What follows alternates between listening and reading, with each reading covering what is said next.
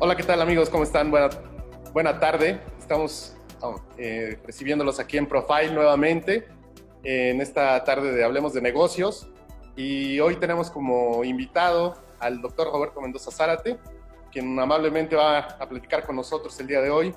para hacer un análisis respecto a todos los estudios que se realizan en línea y aquellos que pueden tener un reconocimiento de validez oficial y aquellos que son cursos que únicamente pues son para mejorar o establecer mayores conocimientos para todos nosotros. ¿Qué tal, doctor? ¿Cómo estás? Buena tarde.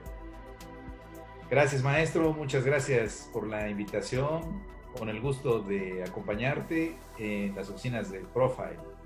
Con mucho gusto para platicar sobre el tema. Gracias, muchas gracias, doctor. Pues entrando al tema hoy día con todo esto que está pasando en nuestro país de la pandemia y la problemática que se tiene para pues accesar hoy día a lo que son los diversos niveles educativos, es importante el conocer cuáles son los estudios que podemos optar en línea y que realmente pueden aportarnos un documento que avale los mismos con reconocimiento por parte del Estado, y qué otros serían los que únicamente pues son los que nos dan un diploma, un reconocimiento. Para ello, bueno, pues nos gustaría que tú nos comentaras cuál es esta situación que podemos tener de los estudios en línea. Con mucho gusto. Bueno, los estudios en línea ya tienen presencia desde hace más de 15 años y se presentaban básicamente como una alternativa para aquellos que no podían acudir a la educación formal. Entonces, eso lleva a que en la actualidad exista una vasta oferta académica que ya se encontraba andando. Es decir, no a partir de la emergencia sanitaria a nivel global es que empezamos a observar este acceso a los programas académicos por conducto de las vías remotas. Eso lleva a distinguir claramente los perfiles y las experiencias que tienen los diversos oferentes de las plataformas académicas. Me refiero a Moodle, por ejemplo, ¿no? O también en el caso de Blackboard, que como empresas dedicadas a desarrollar tecnológicamente toda la herramienta de educación en línea, prestaban el servicio a las universidades, a las instituciones de educación media superior, educación básica, y estas no habían hecho un desarrollo per se o propio. Vale igualmente observar que en los últimos años, los últimos 3, 4 años, encontramos también a empresas de telecomunicaciones, como es el caso de Telmex, o de corte mucho más global como es Google, ya con plataformas propias que inclusive desde el punto de vista gratuito o como parte accesoria a los servicios que proveen, permiten el que los mismos profesores, alumnos tengan un punto de encuentro para intercambios académicos y las instituciones de educación igualmente puedan accesar con cuentas propias para desarrollar una serie de elementos pedagógicos y didácticos. Entonces, yo creo que es muy importante hacer el distingo, porque lo que vamos a ver a continuación es un boom o un desarrollo igualmente empresarial importante de aquellos que pretendan ingresar al mercado de los servicios educativos y claro, que lo hagan con fuertes inversiones y que, bueno, busquen el captar en el mayor grado a todos los interesados y que, insisto, ahora será agregado, es decir, mucho más amplio, porque anteriormente esta modalidad era principalmente para profesionales que trabajaban de lunes a viernes, lunes a sábado, y que en sus espacios libres continuaban su preparación, su adiestramiento, su capacitación, muchas veces por parte de las empresas o motu propio, ellos mismos invertían como en un ejercicio muy útil en la forma en la que uno se mantiene actualizado en el propio ámbito de trabajo. Eh, pero también lo que podemos advertir es que ya estaban en las instituciones de todos los niveles estas herramientas. Por eso, el que a partir del 17 de marzo de este año encontráramos la emergencia sanitaria, las previsiones en nuestro país de que nos trasladáramos a plataformas en línea en los programas presenciales, lo que llevaba básicamente era a pues, observar la continuación de los programas con el grado de avance en el empleo de las tecnologías, algunos que partieron de cero, otros que, como comentaba, ya tenían una experiencia de años y que, bueno, ha llevado a un buen resultado. Lo que hemos advertido, inclusive por parte de la propia autoridad educativa, es que en el sector privado es donde hemos encontrado el mejor resultado y la mayor aceptación de estas herramientas, y principalmente por la colaboración también de los padres de familia que han acompañado a sus hijos de todas las edades, es decir, no me refiero nada más a los de educación básica, media, superior, sino inclusive estudios superiores donde los padres han estado muy involucrados, y en parte también al hecho de que se encuentran ellos en casa, en trabajo desde ahí, dependiendo de las actividades, muchas de ellas profesionales, que inclusive también llegaron a tener suspensión de actividades por parte, por ejemplo, en el ámbito legal o de la abogacía, en el ámbito de la administración y de todas aquellas actividades que no se consideraban como esenciales. Entonces, partiendo de esa premisa y yendo a tu pregunta, yo diría al público espectador que se enterara bien de cuáles son las certificaciones y los registros de validez oficial de estudios que tienen los programas, porque esa sería la clave. Es decir, si alguien está por incorporarse al sector educativo, aprendiendo en algún nivel, y todavía en semáforo rojo y ante la necesidad del aislamiento, pues el que se dirija a comprobar efectivamente que esas instituciones cuentan con las autorizaciones por parte del Estado para que sus estudios tengan completa validez. Y esto obviamente desde el punto de vista formal, porque cuando vemos el ejercicio de aprendizaje como algo muy humano y además propio, pues también catapulta a otro ámbito, que es el hecho de que si llegan estas formas alternas de aprendizaje a quedarse y a mantenerse en una nueva normalidad como se maneja en la actualidad, no nada más en nuestro país, sino en todo el mundo. Por ejemplo, estamos advirtiendo fenómenos como en Northwestern o en la Universidad de Harvard, que tenían fechas límite para presentar las solicitudes en los programas de maestría, de doctorado, al mes de junio, y que están extendiéndolas hasta finales de julio, y que los programas que están ellos anunciando son en línea, de manera completamente innovador y nuevo. Es decir, no porque no tuvieran ellos programas en línea, sino porque los programas que eran presenciales ahora van a ser en línea y lo manejan como algo que es excepcional. Dicen, en este momento, en estas circunstancias, el programa va a ser en línea. Y entonces, bueno, eso llevará a un punto de equilibrio en el que, sin lugar a dudas, muchas instituciones que no tenían estas herramientas principalmente a la mano o las excluían de sus modelos educativos, pues van a repensarlo y además no solamente en un espíritu de autoconservación, porque imaginemos a una institución que no admita y que diga, yo me quedo en la modalidad simplemente presencial y no accesamos para nada en línea, pues si están llamadas a desaparecer formalmente, ¿no? O que hasta que encontremos ya el remedio, la cura, la vacuna al malestar, al pesar, a la pandemia, bueno,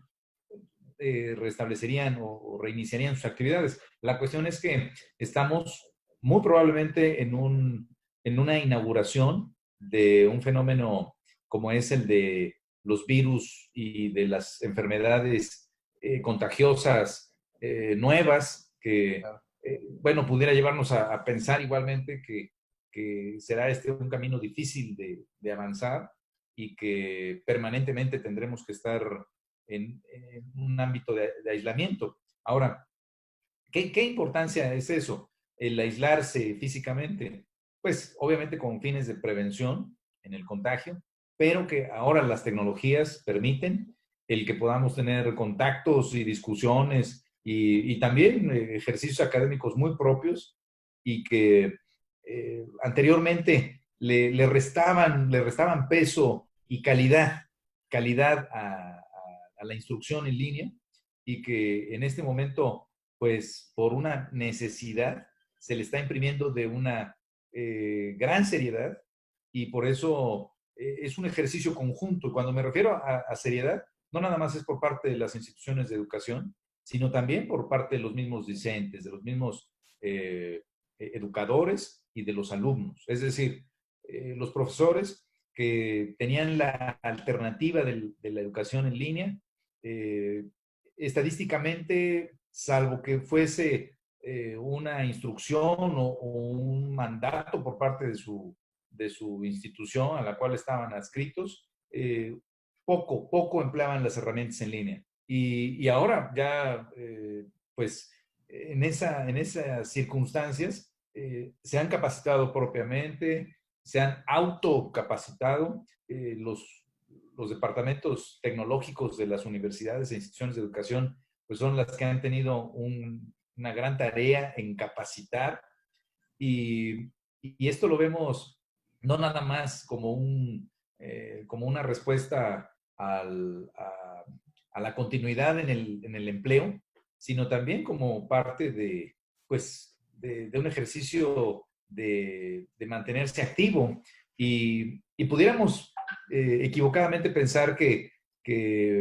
esto excluye a muchos sectores de edades, por ejemplo, ¿no? Como los profesores en fase de riesgo o en etapa mucho más cuidadosa, como son los mayores de 60 años. Y lo que se ha visto estadísticamente es que profesores universitarios de más de 60 años han tenido una gran actitud de capacitación y que los profesores más jóvenes muchas veces son los más reacios ante una actitud tal vez de percepción de la facilidad de las herramientas tecnológicas y las van descubriendo conforme las van utilizando. Entonces, sí vemos en los profesores de mayor edad, obviamente mayor experiencia en la impartición de clases presenciales, pero cero experiencia en impartición en línea, que son mucho más ortodoxos en la capacitación y en el aprendizaje de esta herramienta, mientras que los más jóvenes, mucho más habituados a utilizar computadoras, teléfonos celulares, tabletas, han ido capacitándose sobre la marcha, utilizando la herramienta y no en un proceso tan ortodoxo de la A a la Z. Entonces, por eso, este es un fenómeno muy interesante, insisto, que está ocurriendo en nuestro país y en todo el mundo y que pudiera en gran medida también establecer una brecha importante entre el acceso a la educación. Es decir, si lo tomamos también desde el punto de vista de quienes tienen acceso a las herramientas tecnológicas, pues también se abre una brecha importante porque, bueno, si anteriormente las políticas públicas tendían a que existiese una cobertura amplia del Internet, por ejemplo, y de contar con los instrumentos o las herramientas de captación de señales de Internet, computadoras, tabletas, etcétera, pues ahora con mayor razón y con una mayor urgencia, tenemos que el Estado tendrá que activarse plenamente para que principalmente en el sector de educación básica,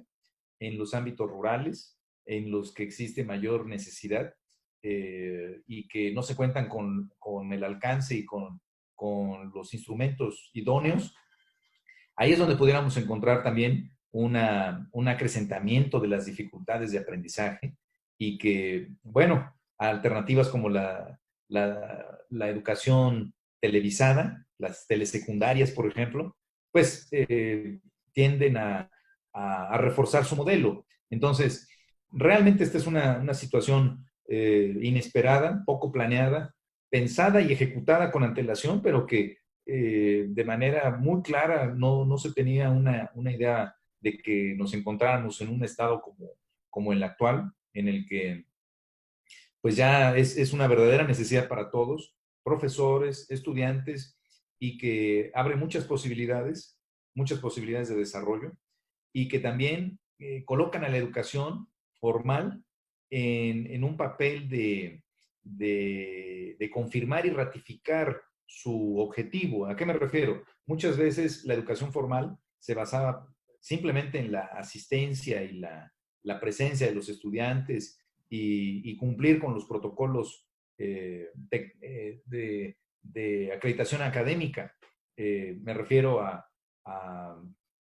presentación de exámenes, a acreditaciones que tenían un sustento físico,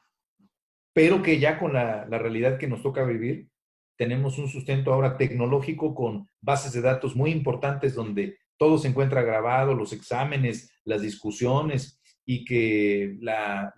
intimidad del salón de clases se rompe un tanto porque pues ahora están sujetos al escrutinio, ¿no? El escrutinio del público en general. Y es que así como el ejercicio académico era principalmente entre estudiantes y profesores, insisto en esa privacidad con la puerta cerrada, y que pues en las inspecciones o revisiones académicas pues, un coordinador pasaba y tomaba asiento y escuchaba. Pues ahora esto queda para la posteridad, y en casa pues también pueden estar los papás escuchando a los maestros, parientes pudieran grabarse y escucharse con posterioridad. Es decir, estamos en un momento en el que la educación viene a reforzarse en mi percepción como un ejercicio de responsabilidad propia, en donde, eh, pues, sin lugar a dudas, pudiese existir eh, también evasión. ¿Evasión en qué sentido? En que, bueno, me escudo en las dificultades tecnológicas para, bueno, no tener mi cámara prendida y nada más estoy activado y estoy haciendo otras cosas, y los profesores del otro lado creen que estoy activo participando. Eh, pero esto lo pudiéramos encontrar igualmente en el aula, es decir, alguien que no por su sola presencia física significa que está activo y que está atento a lo que el profesor está diciendo, y por eso esta nueva realidad, sin lugar a dudas, presenta sus bemoles, pero presenta grandes oportunidades. Por eso lo que Claro. podemos avanzar es en afirmar categóricamente que el que se cuestione si es oportuno iniciar la educación actualmente o mejor esperarse hasta que se resuelvan las circunstancias, porque pudiera ser un pensamiento válido por muchos padres de familia, ¿no? Que dicen, ante el temor de mandar a su hijo a la escuela y decir, pues, pensando principalmente en los menores, ¿no? En los menores, los niños, niñas y adolescentes, y el temor fundado por parte de los papás de que si los adultos muchas veces tenemos dificultades para cumplir con los protocolos sanitarios, entre los niños pudiera ser más complicado, y Claro. ese temor fundado de decir, mejor no lo mando ahorita hasta el próximo año, pudiera, sin lugar a dudas, llevar a la pérdida de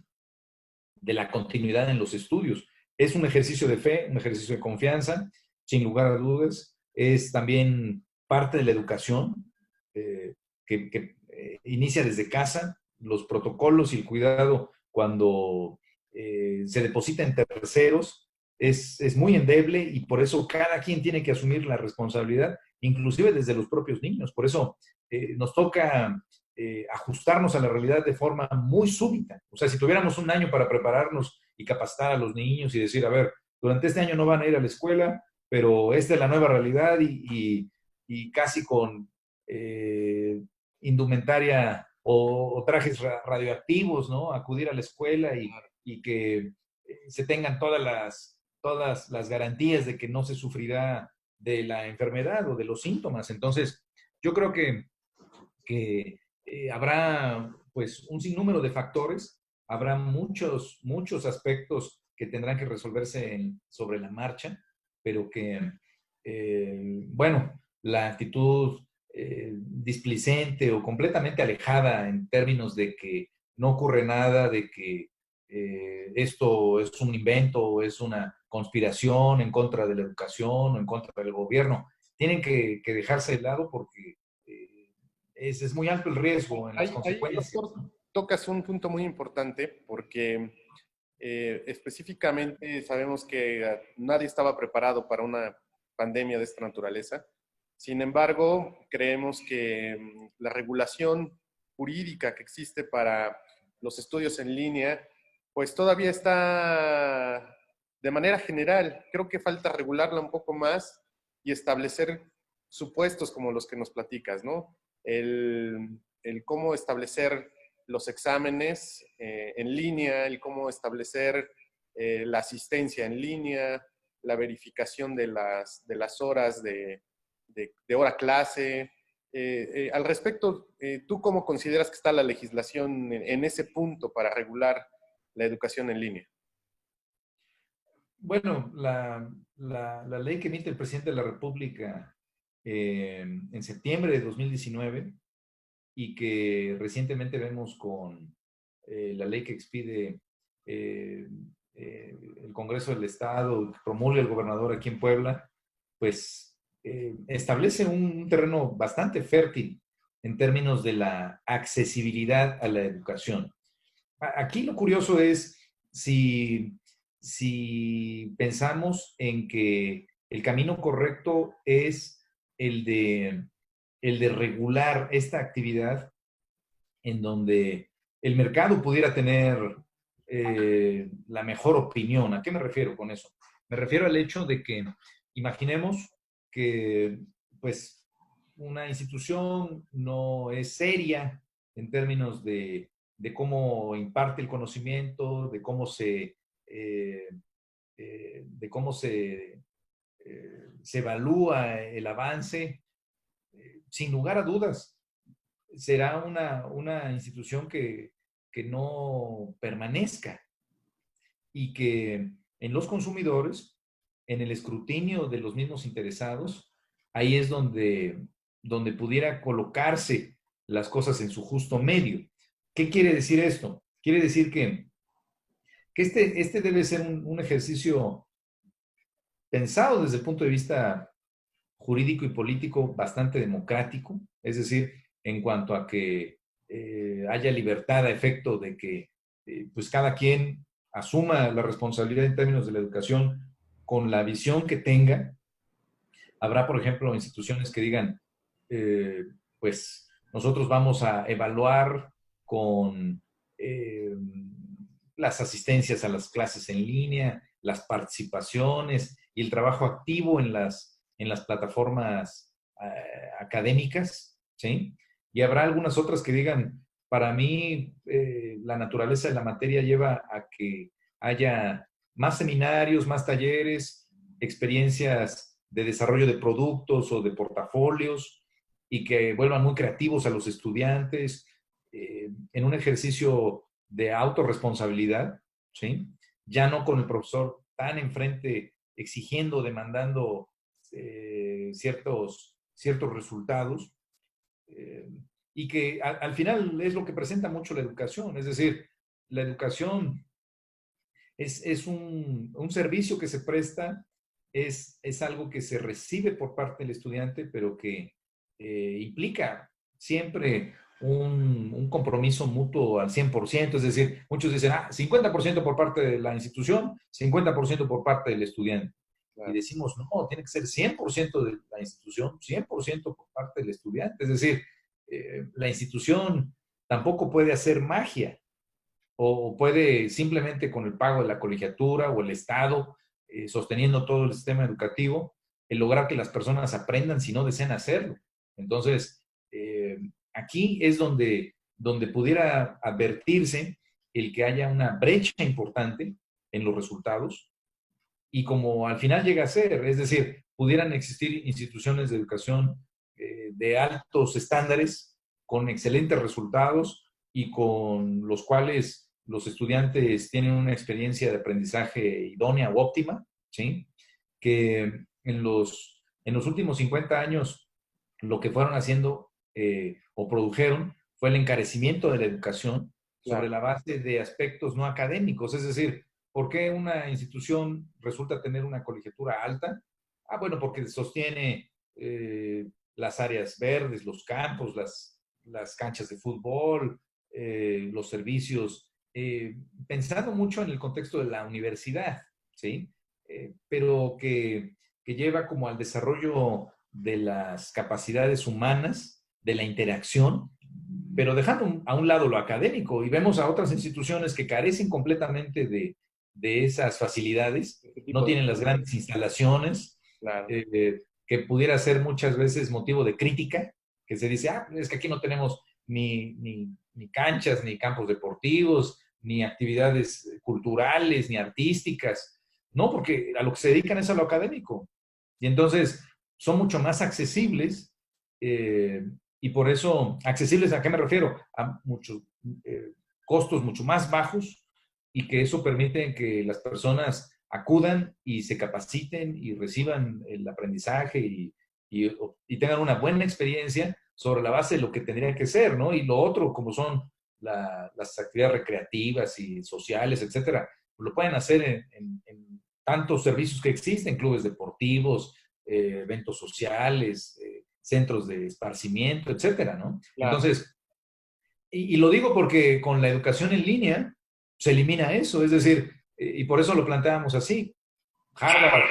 con con una una matrícula. matrícula o colegiatura que pudiese llegar hasta los $60,000 al año, ¿sí? Que no tendría comparación con una colegiatura a nivel nacional y que es calificada por parte de las empresas que valoran la educación a nivel global y los ganadores de los Nobeles y de los Pulitzers, pero que nunca tienen contacto con los estudiantes, ¿no? Algunas muy grandes excepciones encontramos, pero, bueno, se encuentra ya bajo, bajo esa percepción, ¿no? Acudes a Harvard, ¿no? Donde estudiaron tal o cual personaje, tal expresidente o tal ganador del premio Nobel, etcétera, ¿no? O quienes acudes a tal universidad, la Universidad de Pensilvania, ¿no? Donde estudian los nietos del presidente de los Estados Unidos. Es decir, observemos cómo la educación también tiene un sinnúmero de variables o factores que se encuentran alrededor del fenómeno y que le dan mayor valor o impactan a ¿no? En la percepción del mismo consumidor. Por eso, el que nos encontremos ante la necesidad de acudir al fenómeno humano, insisto, del aprendizaje, del conocimiento, en este momento pues presenta un gran reto, una gran oportunidad y que yo creo que la autoridad es sabia al mantener un ámbito democrático en el sentido de evitar la sobreregulación, ¿sí? De dar un paso hacia adentro Claro. y usar las circunstancias, ¿no? Es decir, a ver, en la educación superior se tiene que evaluar de esta manera, y en la media superior de esta, y en la básica así, porque yo creo que es uno de los grandes beneficios de vivir en un estado en el que la información nos permite hacer claras selecciones, ¿sí? Es un trabajo importante por parte de los padres, por ejemplo, el hecho de determinar en qué institución estarán sus hijos estudiando, y siempre lo vemos nosotros como un ejercicio de responsabilidad, ¿no? No nada más el hijo sea el que elija, sino que el padre también se entere de cuál es esa opción, porque muchas veces el hijo no se encuentra en la mejor posición para elegir.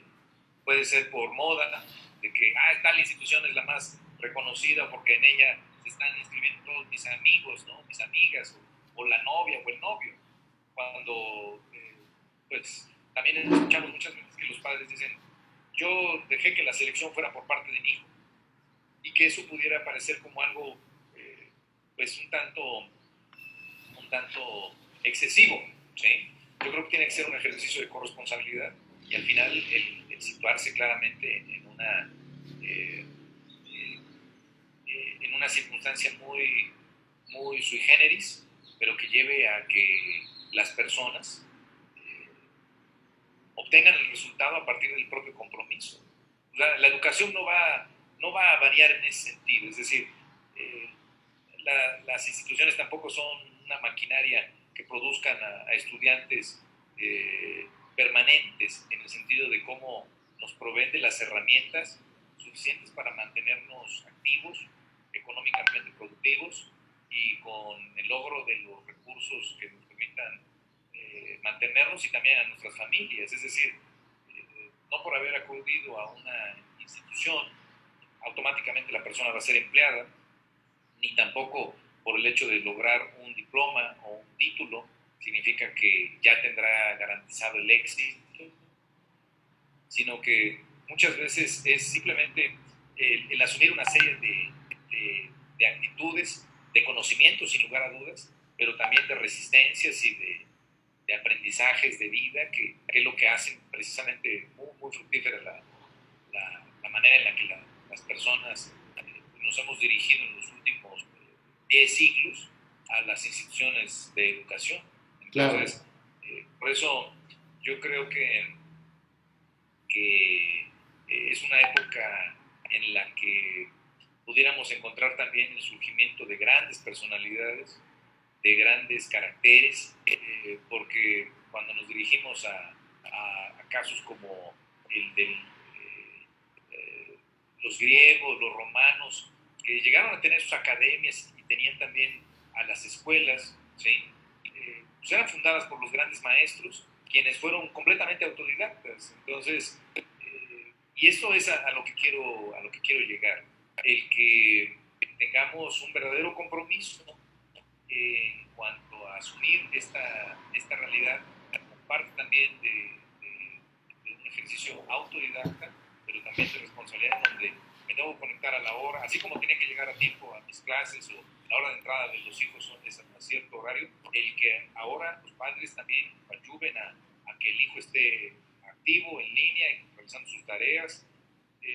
claro, sí. Y no abandonarse a que estamos en una fase completamente inútil en la que el conocimiento pues tiene que remediarse porque ha sido mal construido en estos momentos y que bueno, la realidad se retomará como si nada hubiera ocurrido. Entonces yo creo que sí es un momento muy importante donde pudiéramos encontrar a aquellos que no se adaptan y por ende desaparecen, pero desaparecen porque el mercado también así lo dicta y no tanto porque el Estado la elimine o la regule de más. Claro. Acá, bueno, pues como tú bien lo señalas, es muy importante el que todos participemos en esta nueva etapa, en esta nueva forma de estudiar, de acceder a la educación. Y como bien lo señalas, pues los propios receptores, tanto padres de familia como alumnos, los que imparten la educación, las escuelas, los maestros, tendrían que estar pues muy claros en la forma en la que se va a dar esta nueva forma de educación, ¿no? Creo que también eso es muy importante para que todos podamos tener esa claridad de cuándo yo voy a entrar a un curso, a una escuela, que me va a dar un documento que va a tener un reconocimiento de validez oficial y que va a estar respaldado por el Estado. Y cuándo van a ser cursos que únicamente van a completar mi formación profesional, mi educación, y que no significa que con ello yo ya pueda respaldar o acreditar un grado de estudios, porque también esa es la confusión que hoy día se está presentando en esta impartición de la educación en línea, ¿no? Hoy día vemos que se promocionan demasiados cursos, incluso másters, maestrías, algún tipo de posgrado, pero incluso hasta en el extranjero, Mas, sin embargo, no tenemos esa certeza de que ese documento que me va a impartir un instituto, una asociación, en el mejor de los casos una universidad, vaya a tener ese respaldo, ese reconocimiento, esa validez oficial y que con ello realmente podamos acreditar estos estudios. Ahí al respecto, ¿tú qué podrías recomendarle a nuestros amigos que nos ven, que nos siguen, para que pudieran verificar esta situación? Claro, maestro. Yo, al momento, lo que tenemos es eh, un estado de certificación y validación de los conocimientos. Es decir, como bien dices, el que se tengan registros de validez oficial de estudios permite ya, en términos del público y del consumidor de la educación, el saber que hay un respaldo por parte del Estado. Los cursos que se toman en línea, pues, tienen siempre que identificarse el origen, qué institución es aquella que le está impartiendo y cuál es el peso que se le da. Las instituciones están obligadas a promover y publicar si esos estudios están oficialmente reconocidos y si corresponden a la estructura vigente de la educación formal, es decir, si hay un certificado de preparatoria, de secundaria, de primaria, de un certificado de estudios superiores que den lugar a las modalidades de titulación que lleven a un título profesional, grados académicos. El que se tomen estudios en línea abre la gran posibilidad de llegar a otras latitudes, a otros estados. Y si son estudios que se encuentran validados por las universidades o por los estados extranjeros, claro, pues también pueden igualmente certificarse aquí en nuestro país, es decir, a través de las convenciones que rigen a la apostilla y la legalización de los documentos, pues válidamente se plantean que hay equiparación o equivalencia en el grado de estudios recibidos en línea con los que igualmente en el interior del estado se reciben en línea, y eso lleva a que, bueno, una gran oferta de programas, parte de su atractivo está en que no tienen distingo con los estudios presenciales, es decir, hay instituciones que dicen estudios en línea y el título no dice licenciado en línea o no dice claro, preparatoria en línea, sino que es preparatoria. Y al final, bueno, esto pues tiene su base en la importancia del conocimiento, en que el conocimiento no tiene ese filtro formal estricto, sino que inclusive el mismo Estado, a través de pues, instituciones como aquellas que se encargan de, eh, de evaluar conocimientos habidos por conducto de la experiencia o por conducto del autoestudio, del ejercicio autodidacta, a, pues, a tener acceso a las certificaciones. Me refiero muy particularmente al caso del Ceneval, por ejemplo, ¿no? Ajá, claro. Y me refiero a las certificaciones de las competencias que tiene la Secretaría de Trabajo y Previsión Social, igualmente, ¿no? Entonces, yo creo que una persona pudiera estar copada de títulos y de grados académicos, certificaciones, pero al final será en su ejercicio, en la aplicación de su conocimiento, en la manera en la que responde a las necesidades de sus clientes en el ámbito específico, lo que llevará o no a que tenga una colocación en el mercado que le sea útil y que le permita, pues, allegarse de los medios para la subsistencia propia de su familia. Entonces, por eso insisto en que podemos conocimiento en dos vertientes: en la búsqueda del documento y la certificación, o en la búsqueda del saber por el saber mismo, y que tiene una gran utilidad porque, bueno, el hecho de que una persona la veamos simplemente con una certificación de secundaria o de preparatoria trunca, ¿no? Así es. No con estudios universitarios concluidos, ni con grados académicos, tampoco significa que sea alguien poco capacitado, sino que dependiendo en el ámbito en que se desarrolla su experiencia, puede ser alguien que logre el resultado sin lugar a dudas, ¿no? Salvo en el caso en el que la propia ley restringe la prestación de servicios por el hecho de que no se cuentan con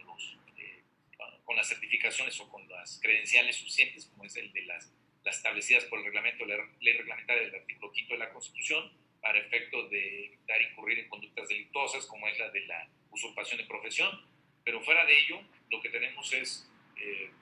pues un ámbito de libertades que es muy importante mantener y que creo el Estado se coloca en la actualidad con una actitud muy propia, como es la de validar los conocimientos, pero no excederse a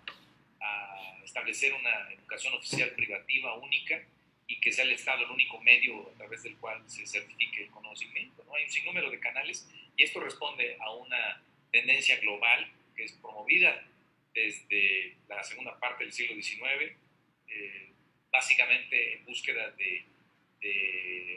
ampliar las opciones, de que existiera competencia en materia de educación, de que no existiese solamente en manos de instituciones como las iglesias o las religiones, que Claro. originalmente eran las encargadas de impartir educación, y por un simple hecho, el que aquellos que sabían y que se dedicaban plenamente de manera permanente a aprender y estudiar, pues eran los mismos clérigos y los que se encontraban en los monasterios en la lectura y el análisis de los textos que exclusivamente estaban en latín y que ellos eran los únicos que sabían hablar latín o griego. Entonces eran los mejores maestros y eran los únicos maestros, pero en la actualidad con una democratización de la educación en la que el saber tiene un gran peso y su transmisión, pues con mayor razón, pues lleva a que instituciones asuman el compromiso, lo hagan a través de los canales debidos de certificación que tiene el Estado, pero que al final, si una persona sabe hacer las cosas, los límites que establece la propia ley para evitar engañar al público, al consumidor, pues sin lugar a dudas es lo que permite que alguien se mantenga en un determinado mercado o ámbito de prestación de servicios, ¿no? O de producción de bienes. Entonces, yo creo que es una gran oportunidad que las personas tienen que darle peso al conocimiento en cuanto a un carácter utilitario, pero también en un ámbito del autocultivo, y que esto siempre pues, es algo que tiene un valor propio. Es decir, Sí, de acuerdo a los intereses de cada persona, ¿no? sí, de cada persona. Por ejemplo, si alguien va a estudiar matemáticas en línea, ¿no? Bueno, las matemáticas tienen un peso específico tan grande que, bueno, pues tal vez es mucho más viable que estudios que pudieran implicar una interacción social, ¿no? Como el de las ciencias sociales, Por supuesto. como la sociología, como la administración, ¿no? En donde el aislamiento pues, no pudiera dar una muy buena comprensión del fenómeno en sí mismo, ¿no? Pero las ingenierías que requieren también de los laboratorios y de las materias para poder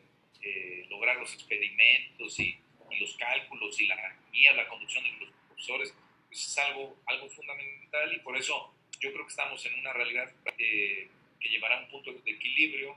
en el que, sin lugar a dudas, pues pudiera presentar casos de extremo, ¿sí? Pero que llegará a una síntesis que pudiera ser bastante propicia a la realidad que nos toca vivir, ¿no? Claro, pues sí, realmente es una situación nueva, es una situación que debemos estar muy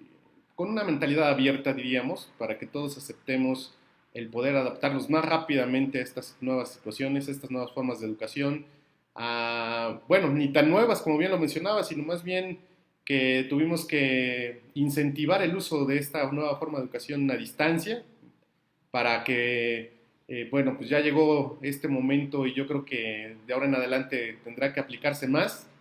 va a ser algo más, mucho más accesible y común para todos a partir de este pues momento no muy bueno para todo el mundo como es la pandemia del COVID, más sin embargo, bueno, que tenemos esta herramienta y lo único que tenemos es adaptarnos rápidamente, tener esa visión, tener esos cuidados de qué es los conocimientos que nosotros pretendemos adquirir, si es de acuerdo a nuestros intereses, si es de acuerdo a obtener un diploma como lo señalabas, y también pues tener ese cuidado de que pues tampoco entremos a publicidades engañosas en donde muchas veces nos digan que con esto ya vamos a poder ejercer alguna determinada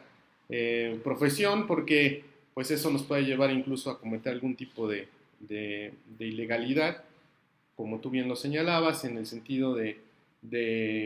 pues, que hay profesiones que están reguladas por la ley en donde se establece que necesitas tener un título debidamente emitido por el Estado con reconocimiento de validez oficial y que no caigamos en ese tipo de confusiones,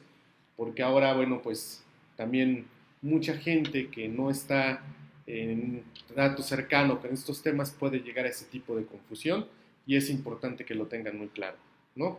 Pero bueno, pues mi estimado doctor, te agradezco mucho que nos hayas acompañado esta tarde en Profile. Realmente ha sido una plática muy,